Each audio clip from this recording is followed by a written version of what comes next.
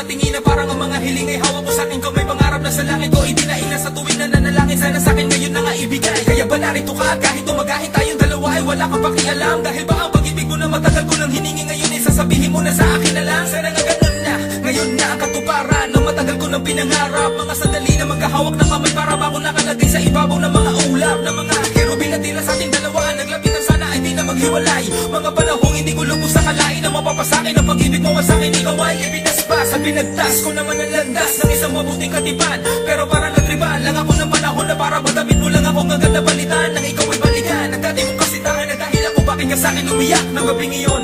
Tunay nga ba ang iyong pinagdama o dahil lamang sa ang puso umibiyak ng gabing iyon. Piliti mang ibalik at piliti ko mga ayusin na lahat ay parang di na rin maaari. Sapagkat ayaw mo na ako makausap at lagi mo pinapadama na sa'yo ay meron lang ang may-ari. Akala ko pa naman na ang pag-ibig mo ay tunay at kahit kailanman na hindi ka sa akin magbabago. Subalit ngayon sa akin tuluyan ka nang nawala ngayon naging bahagi ka na ng buo kong pagkatao.